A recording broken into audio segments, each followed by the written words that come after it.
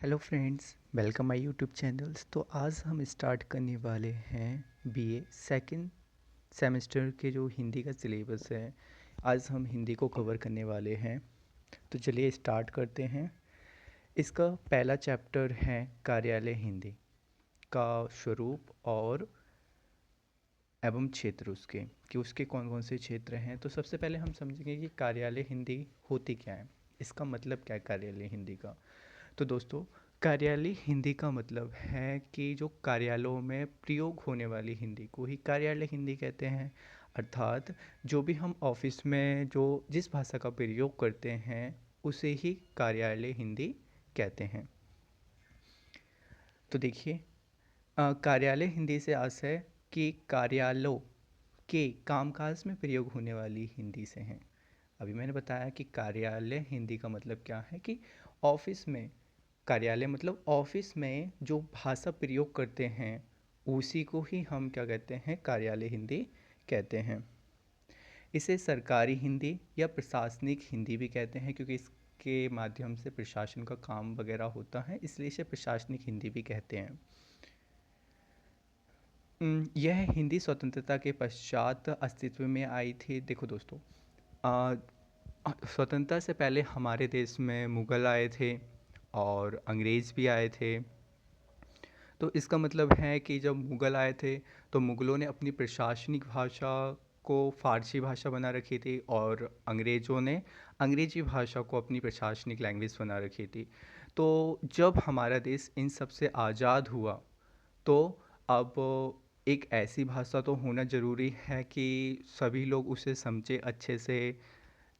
तो इसलिए क्योंकि हमारे देश में ज़्यादातर लोग हिंदी भाषा को समझते थे, जानते थे, पढ़ नहीं पाते थे पर समझ अच्छे से लेते थे। तो इसलिए हिंदी भाषा को कार्यालय हिंदी के रूप में चुना गया। फिर उसके बाद आता है हमारे कार्यालय हिंदी के उद्देश्य क्या क्या हैं। देखिए दोस्तों, अभी मैंने बताया भारत की अधिकांश जनसंख्या हिंदी भाषा भाषी है, यानी कि जो भारत के ज़्यादातर लोग हिंदी भाषा बोलते हैं। इसी के साथ बड़ी संख्या में कुछ लोग ऐसे थे जो हिंदी को बोल भी लेते थे और समझ भी लेते थे, किंतु पढ़ नहीं पाते थे।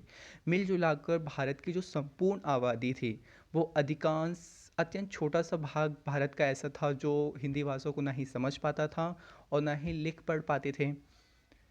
इसलिए इसलिए शासन और जनता के बीच संबंध स्थापित करने के लिए, जब जनता और शासन के बीच संबंध अच्छे होंगे तभी तो देश विकास करेगा। तो इसलिए इस संबंध को और भी गहरा बनाने के लिए हिंदी को राजभाषा का दर्जा दिया गया। तो देखिए, इसके मुख्य कार्यालय हिंदी के मुख्य उद्देश्य हैं। जैसे पहला है हिंदी का विकास। मैंने अभी बताया था कि हमारे देश में अंग्रेज़ आए थे, मुग़ल भी आए थे। तो उस समय हमारे देश में फ़ारसी और अंग्रेज़ी भाषा का प्रभाव बहुत ज़्यादा हो गया था। इसलिए हिंदी के विकास के लिए कार्यालय हिंदी को चुना गया प्रशासनिक भाषा के रूप में। फिर उसके बाद है दूसरा है हमारा अधिकारों के प्रति सचेत। अब देखिए, अधिकारियों के प्रति सचेत का मतलब क्या है। हमारे देश में ऐसे कई लोग थे जो हिंदी अंग्रेजी भाषा को नहीं समझ पाते थे या किसी दूसरी लैंग्वेज को नहीं समझ पाते थे, वो हिंदी लैंग्वेज को बहुत अच्छे ढंग से समझ लेते थे। इसलिए जब भी कोई सरकार कोई कानून लाता है तो इसका मतलब होता है कि कानून को जनता अच्छे से समझे। इसलिए जब वो कानून को अच्छे से समझेगा, अपने अधिकारों को जनता अच्छे से पहचानेगी, तभी तो देश विकास करेगा। तो इसलिए जो जनता है वो अपने अधिकारों को अच्छे से जाने, जागरूक हो, इसलिए कार्यालय हिंदी का प्रयोग किया गया था। तीसरा है, अब थर्ड पॉइंट है कि अंग्रेजी भाषा के प्रभाव को समाप्त करना।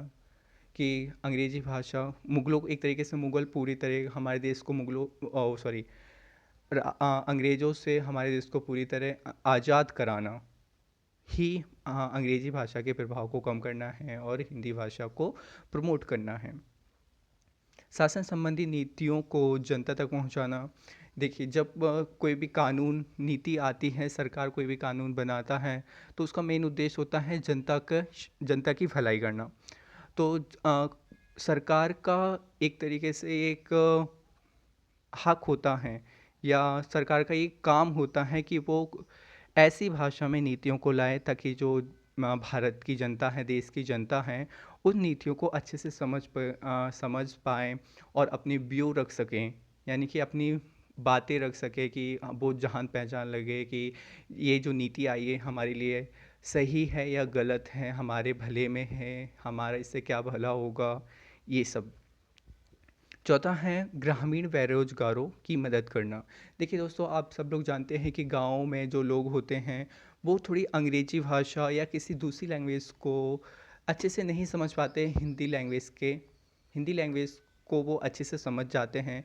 इसलिए जो ग्रामीण लोग हैं, गांव के लोग हैं, उनको रोजगार देने के उद्देश्य से जो कार्यालय हिंदी है, हिंदी को प्रशासनिक भाषा के रूप में चुना गया था। फिर है भ्रष्टाचार की समाप्ति। देखिए दोस्तों, भ्रष्टाचार कब बढ़ता है?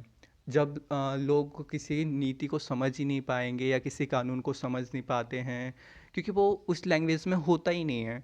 इसलिए लोग उन नीतियों कानूनों को अच्छी तरह जब समझेंगे तो वो भ्रष्टाचार भी समाप्त हो जाएगा। फिर उसके बाद है सुशासन संबंधी कार्यों को सरल एवं स्पष्ट करने के लिए। समझ आ गया होगा। फिर उसके बाद है कार्यालय प्रतिक्रियाओं को आम आदमी तक पहुंचाना। जो भी कार्यालय, जो भी प्रशासनिक कार्य हैं, उनको आम जनता तक कैसे पहुंचाया जा सकता है, क्योंकि ज़्यादातर भारत की जनता तो हिंदी लैंग्वेज ही बोलती है। तो इसलिए भारत की जनता को, यानी कि देश की जनता को जो कार्यालय प्रतिक्रियाएं हैं, प्रक्रियाएं हैं, उनको अच्छे तक पहुंचाना ही कार्यालय हिंदी का उद्देश्य है। फिर उसके बाद है कार्यालय हिंदी के क्षेत्र। तो कार्यालय हिंदी के क्षेत्र से मतलब है कि कार्यालय जो हिंदी हैं वो किन किन क्षेत्रों, किन किन कार्यालयों में कामकाज हिंदी में किए जाते हैं, यानी कि किन किन क्षेत्रों में हिंदी का प्रयोग किया जाता है, कार्यालयों में हिंदी का प्रयोग किया जाता है। तो इसका भारत में इस व्यवस्था को दो आधार के रूपों में बांटा गया है। पहला है इसका केंद्रीय सरकार के कार्यालयों में, दूसरा है राज्य सरकार एवं संघ राज्य क्षेत्र, यानी कि केंद्र शासित प्रदेशों के बारे में, राज्यों के बारे में। देखिए दोस्तों, पहला है इसमें आता है केंद्र सरकार के कार्यालयों में। केंद्र सरकार क्या होता है? जो हमारा सेंट्रल लेवल होता है, उसमें हिंदी लैंग्वेज को प्रयोग करना ही क्या कहलाता है? कार्यालय हिंदी कहलाती है। तो देखिए, जैसे इसमें जो केंद्रीय सरकार के अधीन कार्य करने वाले सभी कार्यालय इसके अंतर्गत आते हैं। जो भी केंद्रीय सरकार हैं, इसके अंदर केंद्र में जो कार्यालय होते हैं वो सभी केंद्र सरकार के अंतर्गत आते हैं। राजभाषा अधिनियम 1976 में आया था। इसके अंतर्गत क्या कहा गया था कि अ, केंद्रीय सरकार के कार्यालयों से आशय क्या क्या हैं? देखिए, निम्नलिखित मंत्रालयों, विभागों या कार्यालयों से हैं। पहला है इसमें केंद्रीय सरकार का कोई मंत्रालय, विभाग या कार्यालय। फिर दूसरा है केंद्रीय सरकार द्वारा नियुक्त किसी आयोग, समिति या अधिनियम का कोई कार्यालय। ये सब जो भी कार्यालय हैं, ये सब केंद्रीय सरकार के कार्यालयों के अंतर्गत आते हैं, काम करते हैं। फिर इसमें तीसरा है केंद्रीय सरकार के स्वामित्व में या नियंत्रण के अधीन किसी निगम या कंपनी का कोई कार्यालय। चौथा है अधिसूचित कार्यालय। या अधिसूचित कार्यालय का मतलब क्या होता है कि जिन कार्यालयों के कर्मचारियों को हिंदी भाषा का अच्छे से ज्ञान होता है। तो दोस्तों, ये सब जितने भी कार्यालय होते हैं, जो 3-4 कार्यालय हैं, ये सभी केंद्र सरकार के कार्यालयों के अंतर्गत आते हैं। उसके बाद है राज्य सरकारों तथा संघ राज्य क्षेत्रों के कार्यालय। अब इसमें देखिए, जैसे जो राजभाषा अधिनियम आया था 1976 में, इसका तो मोटिव तो यही था कि हिंदी को प्रमोट करना और हिंदी को राजभाषा का मतलब क्या होता है कि राज्य की भाषा। तो पूरे राज्य का मतलब होता है पूरा एक देश, तो देश की संपूर्ण भाषा को राजभाषा कहते हैं। तो हिंदी को पूरे देश की भाषा को राजभाषा बनाने के लिए ये अधिनियम 1976 में लाया गया था। तो इसके अंतर्गत हमारे जो राज्य हैं, संघ हैं, इनको 3 भागों में बांटा गया है। जैसे पहला है इसमें क्षेत्र का, और सॉरी क्षेत्र क से क्षेत्र ख, क्षेत्र ग में बांटा गया है। इनका परिचय नीचे दे रखा है। देखिए जैसे इसमें क्षेत्र का है, क्षेत्र का में कई राज्य आते हैं, कौन कौन से राज्य आते हैं, कौन कौन से केंद्र शासित प्रदेश आते हैं। तो क्षेत्र का में बिहार, हरियाणा, हिमाचल प्रदेश, मध्य प्रदेश, छत्तीसगढ़, झारखंड, उत्तराखंड, राजस्थान और उत्तर प्रदेश राज्य आते हैं। और इसमें अंडमान निकोबार द्वीप समूह और दिल्ली संघ शासित प्रदेश भी आते हैं। क्षेत्र ग में कौन कौन से राज्य आते हैं? तो क्षेत्र खा में आते हैं हमारे गुजरात, महाराष्ट्र और पंजाब राज्य तथा चंडीगढ़। और इसमें केंद्र शासित प्रदेश आते हैं दमन और दीव तथा दादर व हवेली, नगर हवेली संघ राज्य इसमें आते हैं। गाँव में अब इससे जो भी इतने राज्य मैंने बताए हैं, इनको जितने भी राज्य छूट गए हैं, जितने भी राज्य बचे हैं वो, और जितने भी केंद्र शासित प्रदेश बचे हैं वो सभी क्षेत्र गाँव में आते हैं। तो देखिए अब हम पढ़ेंगे कार्यालय हिंदी के क्षेत्रांगत आने वाले कार्यों का विवरण। देखिए दोस्तों, क्षेत्र केंद्र, राज्य और केंद्र शासित प्रदेशों में प्रयुक्त कार्यालयों में कार्यालय हिंदी का प्रयोग कहाँ स्वतंत्र रूप से होना चाहिए, और कहाँ उसका प्रयोग अंग्रेज़ी के रूप में हो या अन्य भाषाओं के रूप में किया जाएगा, तो इसका संक्षिप्त नीचे विवरण दे रखा है। तो देखिए सबसे पहले हैं राज्य। यदि केंद्र सरकार के कार्यालयों में भिन्न भिन्न कार्यों के साथ पत्र आदि।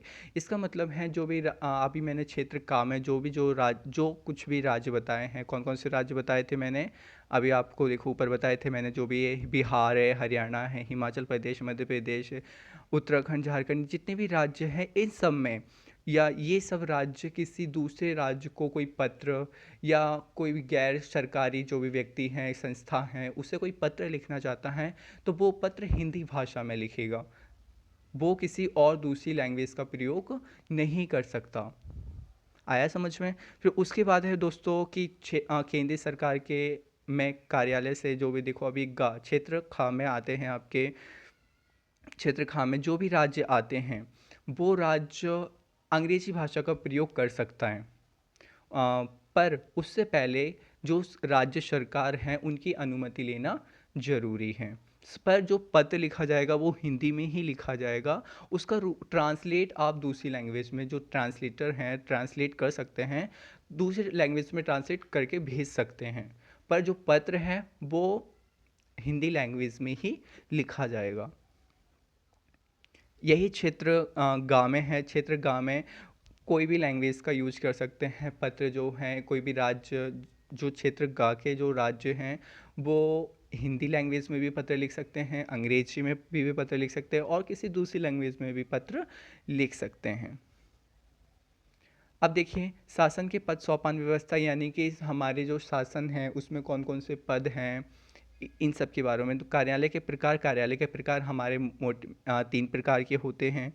सबसे पहले इसमें आता है सरकारी कार्यालय। सरकारी कार्यालय क्या होता है? जितने भी कार्यालय सरकार के अंतर्गत आते हैं वो सभी कार्यालय सरकारी कार्यालय होते हैं। फिर उसके बाद हैं अर्ध सरकारी कार्यालय। दोस्तों आपने कई एनजीओ देखे होंगे, कई ऐसे एनजीओ देखे होंगे जिसमें आधा पैसा तो गवर्नमेंट लगाती है और आधा हम प्राइवेट सेक्टर से लगता है।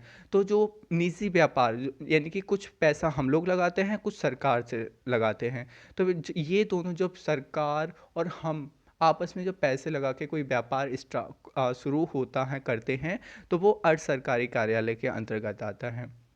और तीसरा होता है गैर सरकारी कार्यालय। गैर सरकारी कार्यालय यानी कि हमारे निजी कार्यालय, जो हमने प्राइवेट जो भी सेक्टर होते हैं हमारे, यानी कि जो हम लोग स्टार्ट करते हैं, कोई भी हमने अपना कार्यालय, कोई भी हमने बिजनेस अपना बना लिया है, कर लिया है, तो ये है गैर सरकारी, जिसमें सरकार का कोई योगदान ना हो, तो ये होते हैं सरकारी कार्यालय, गैर सरकारी कार्यालय। देखिए इसमें पहला यही है कि सबसे पहला इसमें सरकारी कार्यालय। तो सरकारी कार्यालय क्या होते हैं? अभी मैंने बता दिया है कि सरकारों द्वारा संचालित कार्यों को सरकारी कार्यालय कहते हैं।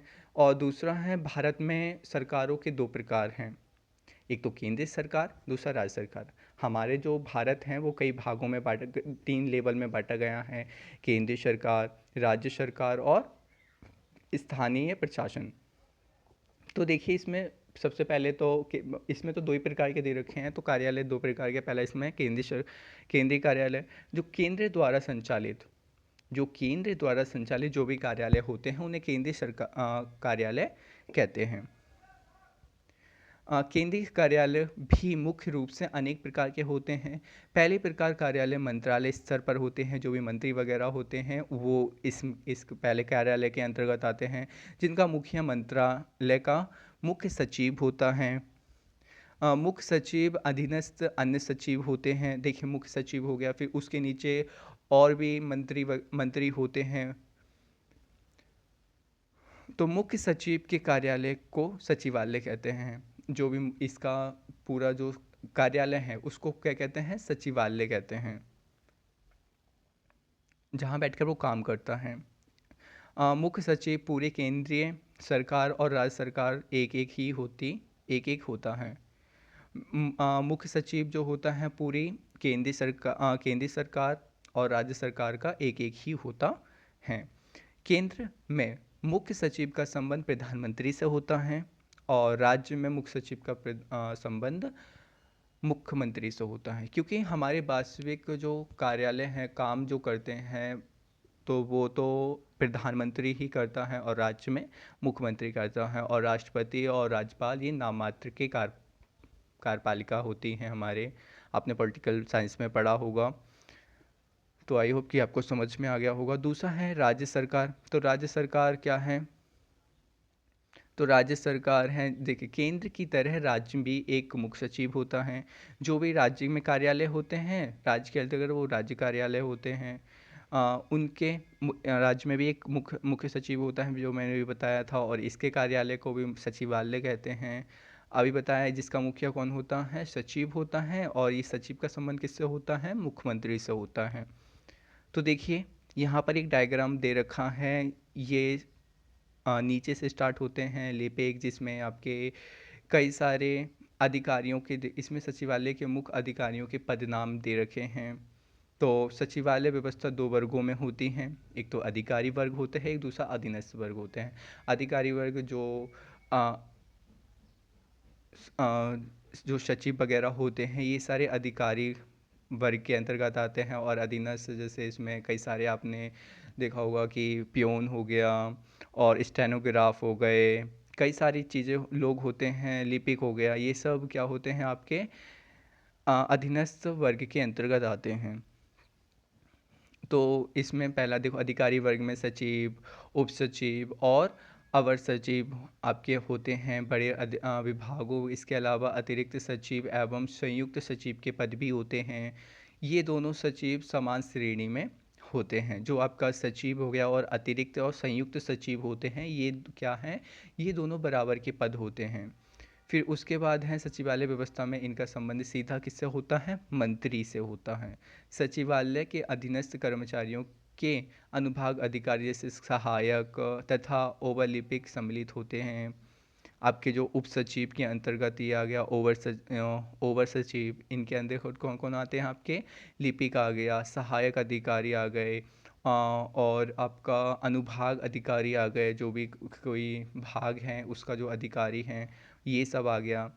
फिर उसके बाद हैं अनुभाग अधिकारी, अभी मैंने बता दिया। फिर लिपिक के आपके अंतर्गत कौन कौन आ जाता है, टंटक आ गया, जैसे टाइपिस्ट स्टेनोग्राफर जिसे कहते हैं, और जो सहायक लिपिक हो गया, और सबसे नीचे होता है चपरासी होते हैं। तो ये हैं जो सरकारी जो सचिवालय स्तर पर जो भी उनके पद होते हैं, ये उसको आलेख के माध्यम से हम अच्छे से समझ सकते हैं। तो आप देख लीजिए, ये उच्च स्तरीय होते हैं, और फिर उसके बाद ये मध्य स्तरीय होते हैं, उप सचिव, अवर सचिव, और ये होते हैं निम्न स्तरीय। यही था दोस्तों। फिर उसके बाद आ गया कि हिंदी भाषा को संवैधानिक स्थिति, यानी कि हमारे संविधान में हिंदी भाषा की क्या स्थिति है, अब इसके बारे में हम पढ़ेंगे। तो सामान्यतः राजकाज चलाने के लिए भाषा को राजभाषा कहा जाता है। जिस भाषा से राज्य का कामकाज चलता है उसे ही क्या कहते हैं, राजभाषा कहते हैं। तो राज्य का प्रशासन चलाने पर चार मुख्य अधिकारी होते हैं। पहले तो शासन होता है कि शासन कौन करता है, विधान, न्यायपालिका और कार्यपालिका। तो न्यायपालिका, जब न्यायपालिका जैसे आपके ज्यूडिशरी होते हैं, आपके न्यायपालिका जैसे सुप्रीम कोर्ट आ गया, और छोटे कोर्ट होते हैं आपके, लोक जो आपके कोर्ट होते हैं, ये सब आपके आते हैं न्यायाधीश में। कार्यपालिका में आपका प्रधानमंत्री, मुख्यमंत्री, ये सब आ जाते हैं जो भी काम करते हैं। तो इन चारों से मिलकर ही क्या बनता है, हमारा राजकाज की भाषा का विभाग विभाग बनते हैं। राज्य को चलाने के लिए 4 विभाग होते हैं। इन चारों विभागों का मुख्य कार्य जिस भाषा में होता है वही हमारी क्या होती है, राजभाषा होती है, जिसे अंग्रेजी में ऑफिशियल लैंग्वेज कहते हैं।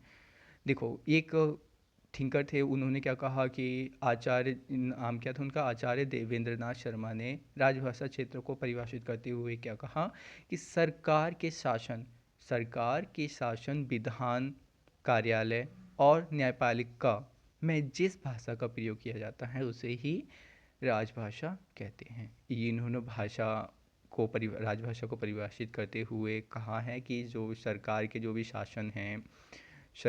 शासन हैं, विधान हैं, जो भी 4 भाग हैं, ये जिस भाषा में कार्य करते हैं उसे ही राजभाषा कहते हैं।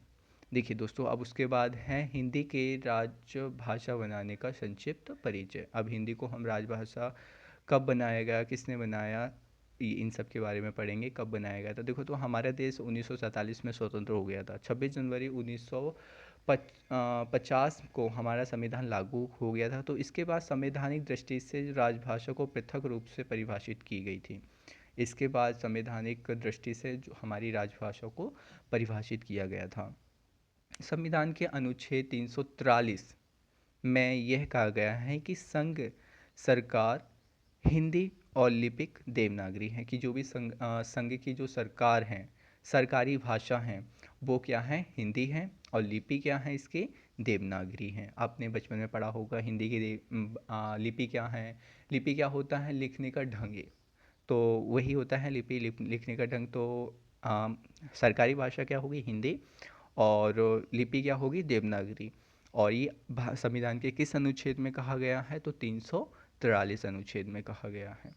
सरकारी कामकाज में नागरी अंकों के स्थान पर अंतर्राष्ट्रीय अंकों का प्रयोग किया जाएगा। तो दोस्तों, ये था हमारा कार्यालय हिंदी। आई होप कि आपको पसंद आ गया होगा। तो यदि वीडियो पसंद आई हो तो लाइक कर दीजिए, चैनल को सब्सक्राइब कर दीजिए।